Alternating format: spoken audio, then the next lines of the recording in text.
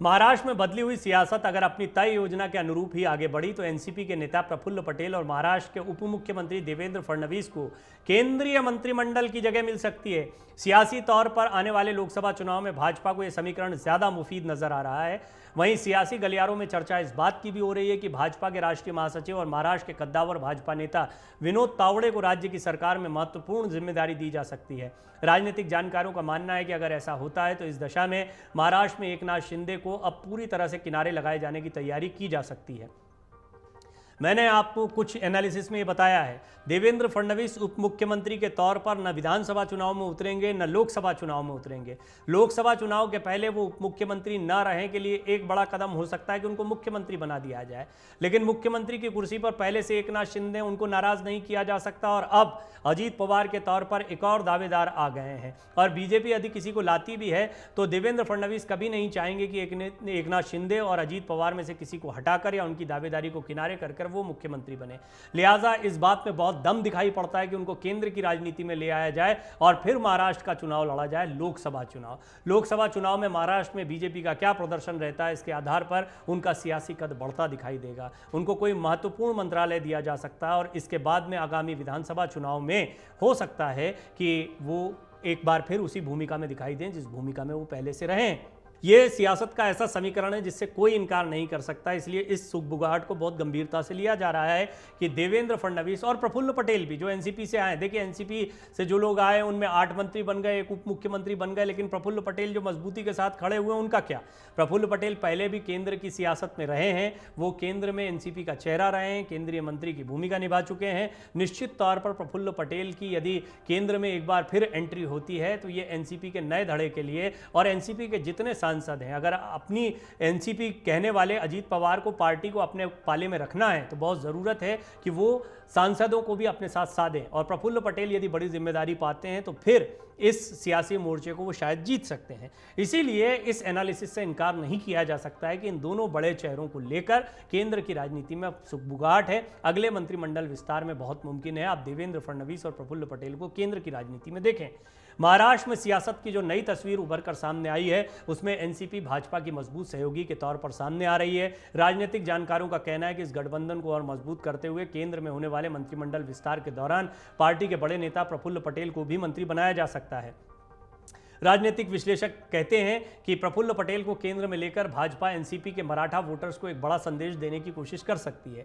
यह भी कहा जा रहा है कि प्रफुल्ल पटेल मराठा तो नहीं है, लेकिन जिस पार्टी में वो लंबे समय से काम कर रहे हैं उसका महाराष्ट्र के मराठा वोटर्स पर सबसे ज़्यादा असर है। इसलिए अगर एनसीपी के बड़े नेता अजीत पवार को राज्य का उप मुख्यमंत्री और उनके साथ पार्टी में शामिल हुए दूसरे बड़े नेता और पार्टी के वर्तमान कार्यकारी अध्यक्ष प्रफुल्ल पटेल को केंद्र में मंत्री बनाया जाता है तो आने वाले लोकसभा और विधानसभा चुनाव में भाजपा के लिए जातिगत समीकरणों के आधार पर महाराष्ट्र की सियासत और आसान हो जाएगी। इसके अलावा प्रफुल्ल पटेल से महाराष्ट्र में गुजरात के वोटर्स पर और मजबूत पकड़ होगी।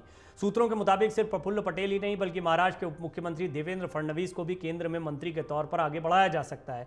हालांकि महाराष्ट्र के सियासी जानकारों का कहना है कि देवेंद्र फडणवीस को केंद्र में भेजा जाएगा, इसकी संभावनाएं बहुत मजबूत नजर नहीं आ रही हैं। इसके पीछे तर्क देते हुए राजनीतिक जानकार ये भी कहते हैं कि देवेंद्र फडणवीस को भाजपा का एक बड़ा सियासी धड़ा अंदरूनी तौर पर नापसंद करता है। महाराष्ट्र के पत्रकार ये भी कहते हैं कि देवेंद्र फडणवीस अभी तक सरकार में मुख्यमंत्री के बाद दूसरे नंबर की हैसियत में उप मुख्यमंत्री का पद संभाल रहे थे। अब देवेंद्र फडणवीस के बराबर का ही एक और नेता उप मुख्यमंत्री की कुर्सी पर बैठा दिया गया है, यानी देवेंद्र फडणवीस की ताकत को बतौर उप मुख्यमंत्री और आधा कर दिया गया है।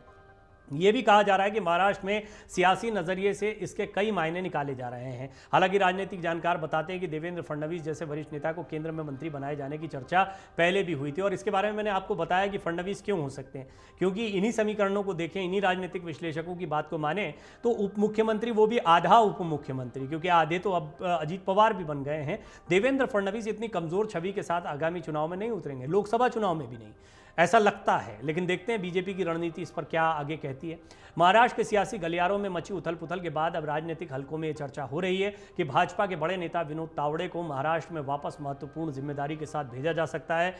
ये भी कह रहे हैं राजनीतिक विश्लेषक जो महाराष्ट्र की राजनीति को जानते हैं कि संगठनात्मक स्तर पर विनोद तावड़े के बीते कुछ सालों में जो उपलब्धियां रही हैं उसे ध्यान में रखते हुए केंद्रीय नेतृत्व उनको महाराष्ट्र में बड़ी जिम्मेदारी के साथ मराठा वोटर्स को साधने के लिए भेज सकता है। महाराष्ट्र की राजनीति को करीब से समझने वाले राजनीतिक विश्लेषकों का कहना है कि विनोद तावड़े और देवेंद्र फडणवीस का अंदरूनी तौर पर सियासी सामंजस्य नहीं है। जानकारों का कहना है कि अगर ऐसा होता है तो महाराष्ट्र की सियासत में विनोद तावड़े की मजबूत स्थिति दर्ज होती हुई देखी जाएगी। विनोद तावड़े भाजपा के राष्ट्रीय महासचिव भी हैं और कई राज्यों के प्रभारी भी रह चुके हैं। महाराष्ट्र में इस वक्त जिस तरीके की राजनीति चल रही है उसमें एक बात तो बिल्कुल स्पष्ट है कि एकनाथ शिंदे और उनके साथ आए नेताओं को फिलहाल दरकिनार होते देखा जा रहा है।